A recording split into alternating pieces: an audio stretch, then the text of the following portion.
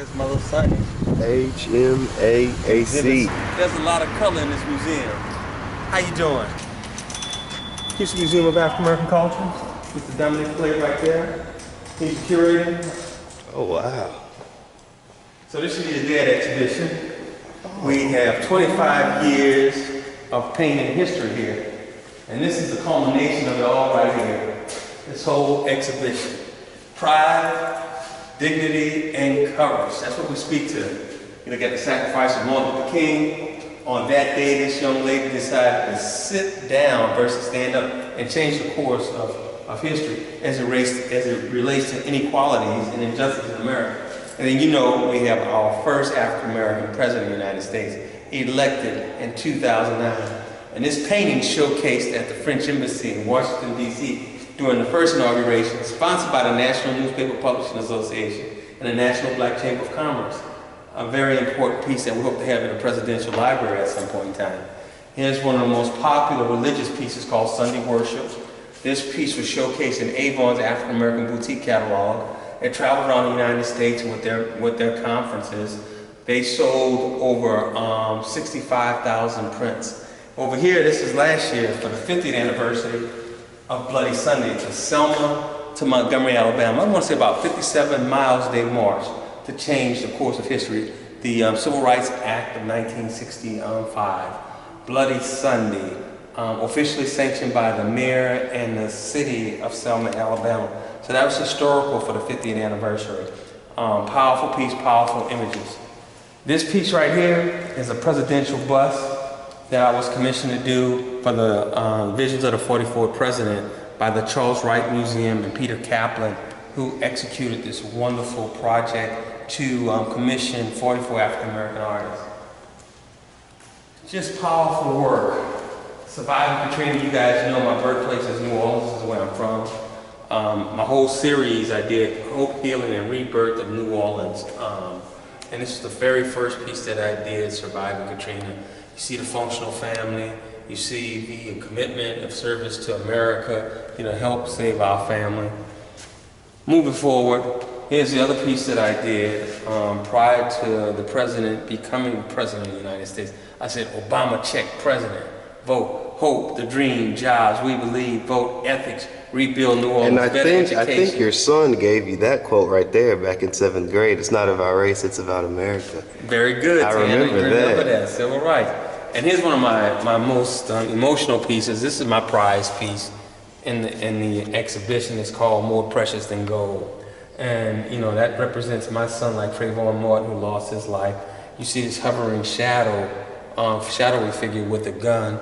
But you also see that this treasure belongs not only to that family, but to the community, that we have a whole vested interest in our children and moving forward. And so I call this piece More Precious Than Gold. Here's almost a summation of everything in here, the journey from the slave ship to the cotton field, to the boardroom, to the President of the United States. And you see the marker here representing 400 years of slavery and injustice.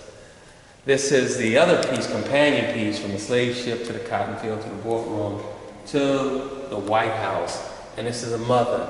And the mother is always challenged with raising her children in a right way, that they'll become productive citizens. Now, when I did that commissioning piece, and I did multiple pieces before they finally approved the Bloody Sunday piece, but this is one of them with the Edmund Pettus Bridge. And I just thought about that, the past and the present. So then and now, Black Lives Matter.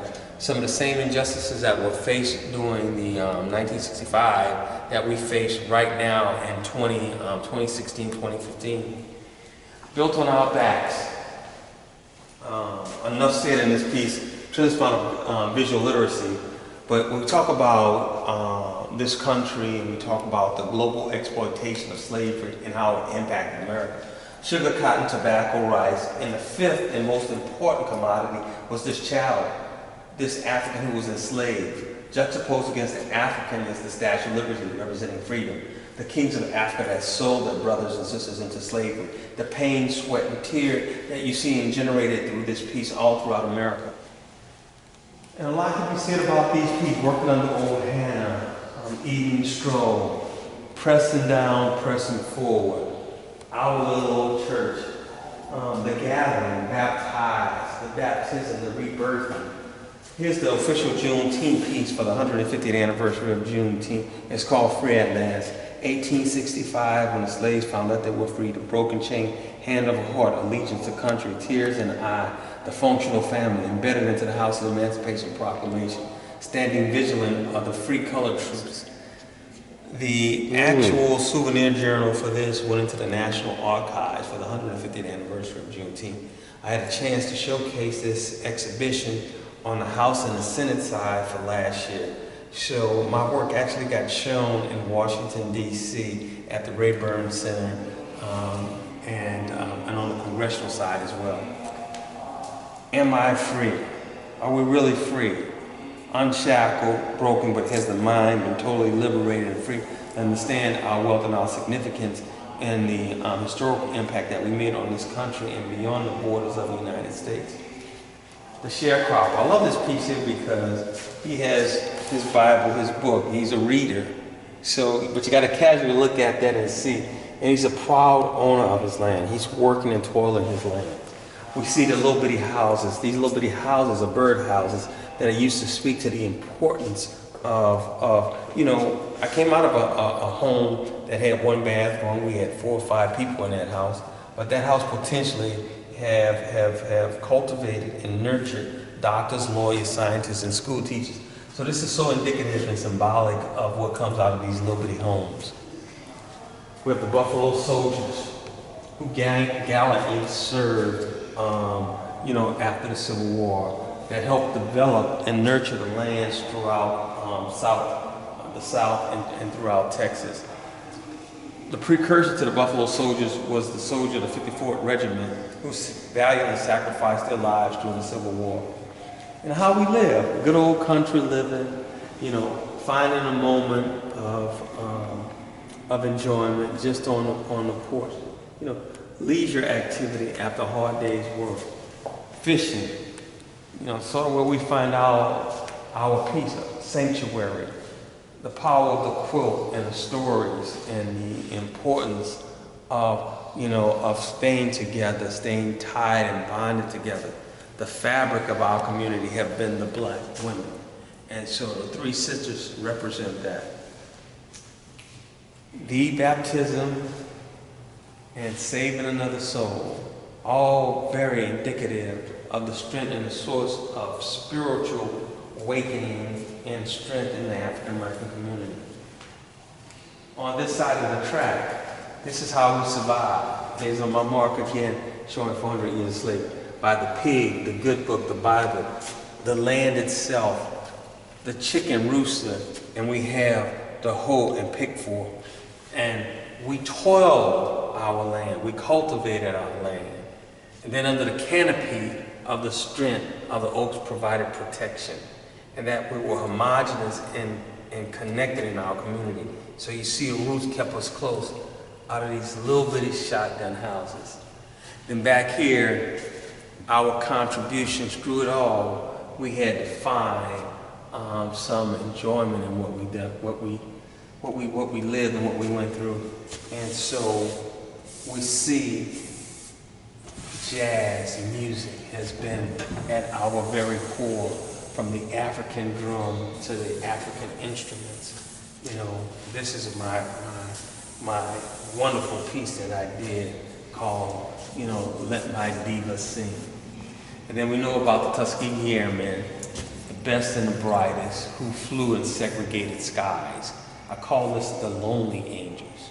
And by right, they were set apart. But they did not lose not one bomber that they escorted, over 300 missions, and not lose one bomber. During the civil rights, I did a trilogy, One Man, One Vote, Equal Rights for All, and I'm a Man. And this is sort of the summation of the level of accomplishments in the fight for our civil rights and liberties during that period. And that's, you know, those rights happened right after the Reconstruction, the fight for our rights, up until, you know, 1968, that we had the Fair Housing Act passed by Lyndon Baines Johnson. And on that day, This young lady decided to sit down and not stand up to change the course of civil rights in America. That's Rosa Parks. That's where she lived in Montgomery, Alabama. That was her unit 634. And then the importance of education and diversity and the foundation that gives us an opportunity to move forward and improve our quality of life in America. English, math, history, art, and science. They talk about this acronym called STEM and STEAM, all very foundation elements in learning. So you have a powerful exhibition here of my work. I'm so proud of it. It ends in these magnificent pieces. We have the presidential bus looking at this rich history, this plethora of accomplishments of under duress. To say that was significant and that was important. So this is Ted Ellis. This is 25 years of painting history, pride, dignity, and courage. A survey of art of Ted Ellis. Thank you very much.